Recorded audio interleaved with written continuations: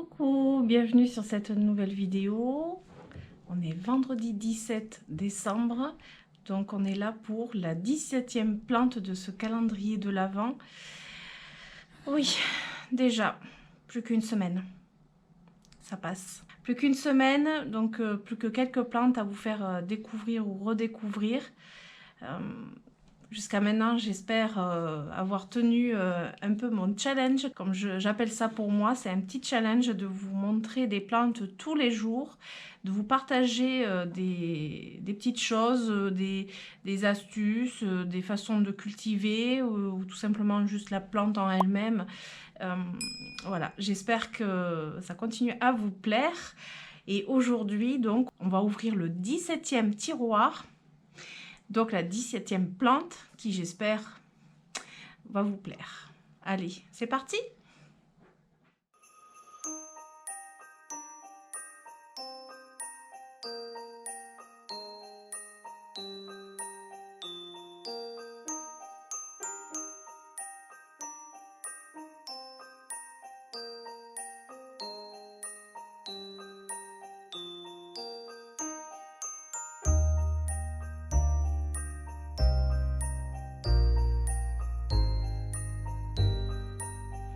Et voilà, vous avez pu découvrir dans ce nouveau tiroir, donc le 17e, c'est le Scindapsus pictus. Il y a énormément de variétés. Le Scindapsus pictus, on l'appelle plus communément le pothos argenté. Donc je pense que quand je vous dis pothos argenté, vous comprenez vachement plus vite et vous voyez plus vite de quoi je parle. Mais il y a beaucoup de variétés et bien plus qu'on ne croit. Alors Scindapsus pictus, c'est le nom scientifique. Il y a des personnes qui prononcent Scindapsus.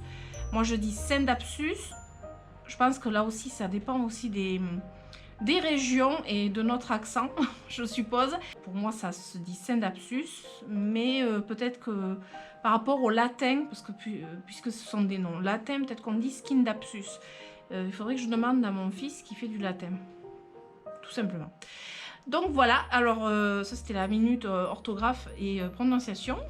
Alors c'est une plante plutôt commune, que l'on voit quand même beaucoup, mais entre autres on voit surtout le Scindapsus pictus argyreus, que j'ai par exemple ici, qui est très long, donc je ne peux pas vous le montrer vraiment entièrement.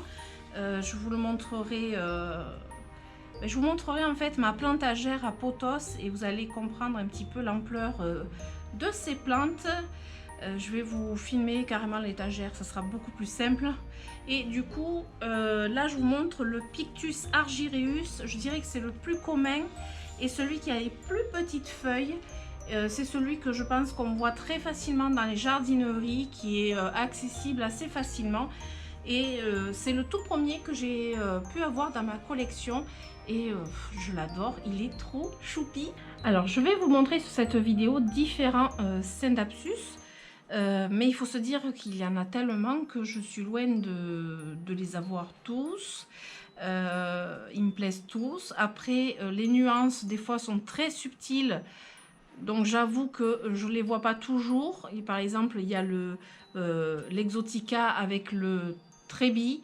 Oui, c'est le Trébi, l'Exotica. Je dirais que pour moi, les feuilles se ressemblent beaucoup. Et effectivement, il y a certainement une différence.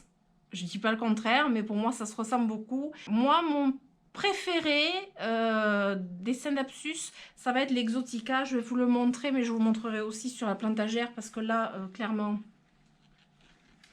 vous n'allez peut-être pas voir grand-chose. Hein. Voilà, parce que là, en fait, il est très long. Il est très long et j'ai pas envie de l'abîmer, mais vous voyez déjà la taille des feuilles qui n'a rien à voir avec le Scindapsus pictus argyreus qu'on connaît tous, dont les feuilles sont vraiment beaucoup plus petites. Alors le Pothos exotica, donc le nom scientifique Scindapsus, je dirais peut-être Pothos pour la vidéo, ça sera peut-être un peu plus facile. Les feuilles sont exceptionnellement grosses, magnifiques. Et du coup, c'est tout ce que j'aime dans les plantes. Vous avez pu le voir. J'adore les plantes qui sont énormes. Et celui-ci, voilà, il trône au milieu de ma plantagère à pothos que je vais vous mettre par ici. Je ne vais jamais y arriver. Au bout du 17e jour, je ne sais jamais où je mets les vidéos en fait. Normalement, c'est par ici. Alors, hop, j'ai attrapé un de mes... Le problème, c'est qu'ils sont très longs, en fait. Et je vais vous montrer par rapport à la taille des feuilles, ce que ça peut donner. Le Pictus argyreus et l'Exotica, vous voyez la différence des feuilles, comme c'est phénoménal. Voilà, donc vous comprenez pourquoi le Exotica me plaît beaucoup plus. Alors, dans cette famille, évidemment, il en existe d'autres. Il y a le Silver Ian, il y a le Treby Moonlight. Il y en a tellement que je ne pourrais même pas tous vous les citer. Alors, la particularité de ces pothos argentés, ben, comme on entend, argenté, il a un feuillage argenté, plus ou moins suivant suivant le type de pothos argenté que c'est, suivant ce que c'est. Par exemple, le Silver Ian a les feuilles beaucoup plus argentées, mais d'une certaine façon, et vous aurez d'autres variétés avec l'argenté qui est disposé différemment sur la feuille. Des fois, ce sont juste des taches, des fois, c'est tout le tour, des fois, c'est quasiment toute la feuille. Donc, c'est juste une tuerie, ces plantes. J'adore ce feuillage. Et petite astuce pour reconnaître un petit peu le type de Scindapsus pictus que l'on a, de pothos argenté. Il y a des planches de feuilles sur Internet. Je vais essayer de vous en mettre à droite ou à gauche. Il y a des planches de différentes feuilles de différents types de pothos argentés. Et pour les plus curieux, vous pouvez regarder votre feuillage pour identifier. Parfois, voilà, on pense qu'on a juste un pothos argenté et finalement c'est un peu plus que ça. Vous pourrez même donner le nom plus précis en regardant cette planche.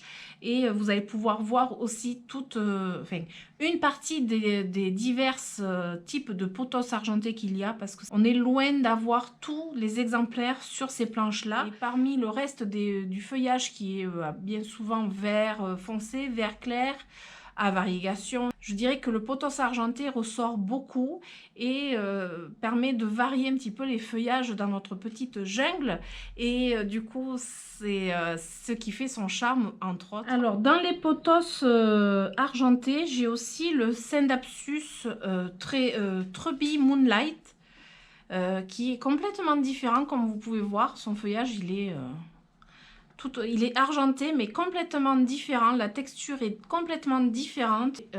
Digitaline qui me l'avait offert, et vraiment il pousse vraiment trop bien. Vous voyez, ces feuilles sont complètement... j'espère que j'arrive à vous le montrer. Il est magnifique, il n'a rien à voir... Voilà, le feuillage est complètement différent de l'Exotica, et pourtant ce sont des pothos argentés tous les deux. Et vous voyez la différence, la multitude de variétés de pothos que l'on peut avoir. Alors, hop, je repose parce que je sens que je vais faire des bêtises et j'ai pas envie d'en faire tomber un. Ça serait quand même bien dommage. Cette variété de plantes, les pothos argentés, sont des plantes à lianes que l'on peut avoir en retombant ou sur tuteur. La différence, c'est que a priori sur tuteur, les feuilles seraient plus grosses. Moi, je trouve que déjà en retombant, les feuilles sont déjà très belles.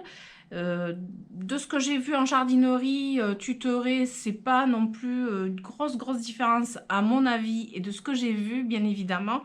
Donc moi je les préfère en retombant. J'aime bien avoir un rideau de pothos, une plantagère à pothos. C'est pour ça que je les garde tous retombants.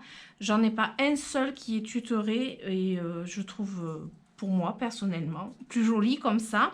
Donc ce sont des plantes à lianes. Je dirais que la facilité de culture est déconcertant, je dirais ouais, aussi facile que le Golden Pothos, parce que comme il a un feuillage gris, il peut être éloigné quand même un petit peu de la lumière. Moi, ils sont pas trop éloignés de la lumière, mais il peut être reculé un petit peu de la lumière. Franchement, pour tuer un pothos argenté, il faut quand même y aller, on va dire. Il faut vraiment ne pas s'en occuper. Parce que là, je ne sais pas comment on peut faire, mais après ça peut arriver. Hein. Il suffit qu'il y ait des nuisibles et que c'est vraiment une catastrophe. C'est une plante qui pousse extrêmement bien et assez vite. Alors suivant les intérieurs, c'est une plante qui pousse relativement vite, qui garnit bien un pot. Moi je les ai déjà rempotées plusieurs fois. Je les cultive dans des pots de terre cuite parce que je préfère les avoir en pot de terre cuite, mes pothos, entre autres les pothos argentés. Je trouve déjà que ça rend justice à leur couleur, et en plus pour moi la culture en pot terre cuite pour un gros pothos c'est l'idéal. Après quand ce sont des petits, je les garde en pot plastique le temps que les racines se fassent bien, mais après c'est pot terre cuite puisque c'est une plante qui supporte et qui préfère d'ailleurs sécher entre 2 arrosages. Du coup le pot terre cuite ne dérange absolument pas cette plante. Le substrat, alors le substrat simple comme d'habitude, c'est du terreau plante verte et de la perlite. Et encore, si vous n'avez pas de la perlite, c'est pas non plus très grave. Donc c'est vraiment terreau plante verte, perlite et de l'osmocote quand ce sont des plantes déjà installées, pas des boutures. Hein, voilà, c'est toujours le même souci avec l'engrais. On met pas de l'engrais à des toutes petites, des baby plantes toutes petites avec des toutes petites radicelles. Voilà, l'engrais pourrait brûler les racines. J'ai dit le pot, pot terre cuite parce que je trouve que c'est quand même plus joli, mais après ça c'est un goût personnel. Il se cultive très bien en pot plastique, même en suspension, il n'y a pas de souci. J'ai mon fils qui en a un dans sa chambre, c'est un Argyreus.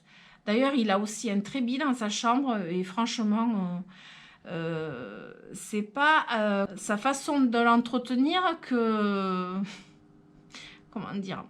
Si je passe pas derrière, je pense qu'ils auraient très soif, les pothos, mais comme je passe derrière, bon, ben, ils boivent quand même un peu et du coup, ils poussent très bien quand même. Alors, comme c'est une plante liane, l'avantage, c'est que c'est facile à bouturer. Quand vous prenez une liane, hop, je vais essayer d'en attraper une qui n'est pas emmêlée avec une autre. Voilà. Donc, quand vous prenez une liane de votre pothos, vous allez venir couper au niveau d'un nœud. Vous coupez donc au-dessus du nœud. En dessous ou au-dessus? En dessous du nœud, parce que voilà, le bout de la plante est là. Vous enlèverez la feuille qui est au niveau du nœud. Alors par exemple, moi ici, j'ai un nœud sans feuille, puisque ça c'est une partie qui est... en fait, qui pousse derrière d'autres plantes. Donc voilà, là l'idéal c'est de couper là où il n'y a pas de feuilles, comme ça vous n'aurez pas une feuille à couper. Et vous mettez à bouturer dans de l'eau ou même dans du substrat directement, mais ça c'est plutôt en plein été. Et il va vous faire tout simplement des racines et vous aurez une liane d'un pothos argenté. C'est vraiment, là, je pense, la plante la plus simple à bouturer. Quelle que soit la saison, ça bouture quand même. C'est assez simple d'en avoir plusieurs potées. C'est ce que j'ai à la maison, j'ai plusieurs potées. Après, il est possible aussi de marcoter. Vous posez la tige donc, sur le substrat que vous mettez avec une petite pince. Vous savez, les pinces à chignon, là, les petites pinces, là, vous enfoncez dans le substrat. Et cette partie-là, par exemple, vous la posez. Vous maintenez la partie où il y a la partie du nœud où il y a des petites racines, vous maintenez ça dans le terreau, vous arrosez et ça va raciner. Alors au niveau du bouturage, ma plus belle réussite et je dirais mon énorme coup de cœur et c'est vraiment voilà, c'est cette petite bouture qui est partie d'une feuille et qui m'a fait tout ça. Comme je vous disais, c'est un pothos qui est très simple à bouturer et vous voyez la taille des feuilles qu'il me fait. Alors celui-ci est plaqué contre la vitre. D'ailleurs, c'est pour ça qu'il pousse comme ça. En fait, ça c'est la partie que l'on voit depuis l'extérieur. Et celui-ci, il est en pot plastique. Et on peut voir les racines. On peut voir les racines juste en dessous. Vous voyez, celui-ci, au printemps, il ira en pot terre cuite. Et je pense qu'il restera sur ma plantagère contre la vitre parce que vraiment, il se plaît trop et j'en ai déjà assez sur sur ma plantagère à pothos, mais celui-ci c'est vraiment mon énorme coup de cœur, voilà, ma plus belle bouture de tout ce que j'ai. Et alors au niveau de l'engrais, comme j'ai dit tout à l'heure, je mets de l'osmocote au moment du rempotage. Après vous pouvez lui mettre de l'engrais bio liquide, de l'engrais liquide plante verte. Voilà, c'est une plante qui n'est pas embêtante. On peut lui mettre l'engrais que l'on veut. Je dirais même que même si vous ne mettez pas d'engrais, c'est pas catastrophique, mais c'est toujours mieux de mettre de l'engrais. Ça a besoin de manger une plante quand même. Alors au niveau des nuisibles, c'est une plante qui... J'ai l'impression qu'elle n'a pas de nuisibles en fait. Je sais pas, mais j'entends jamais parler de nuisibles sur les pothos argentés. J'en ai jamais eu dessus. J'ai jamais rien eu de spécial. Honnêtement, je dirais que ça c'est la plante sans nuisibles. Après, vous pouvez me mettre en commentaire si vous avez déjà eu des nuisibles sur vos pothos argentés ou vos pothos tout court d'ailleurs, parce que moi franchement ici pour ma part, et même de ce que j'ai entendu, je vois pas trop de nuisibles sur les pothos. Donc peut-être des acariens, je sais pas. En tout cas ici, j'ai pas de quoi vous en parler parce que je ne sais pas du tout en fait. Voilà. Alors au niveau de l'arrosage, alors je dirais que c'est une astuce sans lettres parce que je trouve que c'est pas très bon de le faire. Mais quand vous voulez être sûr de ne pas noyer votre plante, quand vous n'êtes pas trop habitué, c'est une plante en fait qui va vous dire qu'elle a soif en repliant ses feuilles un petit peu sur elle-même. Là ça veut dire que vraiment, je dirais même qu'elle a très soif. Parce qu'en général, avant qu'elle fasse ça, il s'en passe du temps. Et le terreau, en général, il est sec depuis un moment. Parce que moi, vous voyez, le terreau de ma plante est sec. Mais j'ai aucune feuille qui se tord en me disant j'ai soif. Donc vraiment, essayez de ne pas attendre quand même qu'elle se torde à ce point pour leur donner à boire. Parce que, en fait, vous faites souffrir votre plante tout simplement. Mais... c'est vrai que pour les personnes qui savent pas trop encore gérer les arrosages, ne voient pas trop quand arroser, ça peut être quelque chose qui indique. Alors celui-ci par exemple qui est dans un gros pot, ce que je fais c'est au fond j'ai mis une couche de billes d'argile. Alors là il est ultra léger parce qu'il faut que je l'arrose. Il y a une couche de billes d'argile, ce qui permet qu'il ait les racines qui ne trempent pas dans l'eau quand j'arrose. J'arrose dans une... En fait, ils sont installés dans des coupelles sur ma plantagère. J'arrose tous mes pots, l'eau coule au fond de la coupelle et après, ça va dégager un peu d'humidité et la plante, elle boit en même temps. Et il n'y a pas de reste d'eau dans la coupelle, mais ça, voilà, ça remonte par capillarité et ça leur plaît vraiment beaucoup. Voilà, mais j'espère que je vous ai tout dit sur cette plante. Si ce n'est pas le cas, posez-moi des questions en commentaire, il n'y a pas de souci. Je mets du temps des fois à répondre, mais clairement je n'ai pas... le soir, j'ai pas toujours le temps de répondre aussitôt.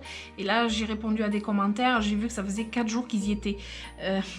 Ça a été un peu le stress pour moi, je n'aime pas faire attendre les gens qui me parlent. Et du coup, voilà, je suis désolée de vous faire des fois attendre pour la réponse, mais je réponds quand même. Voilà, donc cette vidéo touche à sa fin et j'espère qu'elle vous aura plu. Je vous aurais peut-être fait découvrir une plante ou une variété de plantes ou une diversité de plantes de pothos argentés. J'espère avoir apporté des réponses peut-être à vos questions. Et du coup, comme d'habitude, si cette vidéo vous a plu, je vous invite à mettre des pouces, à vous abonner et à activer la petite cloche pour avoir les notifications de la suite de mes aventures avec mes petites plantounettes et la suite du calendrier de l'Avent, bien sûr. Voilà, je vous dis à demain et je vous fais d'énormes bisous. Ciao, ciao!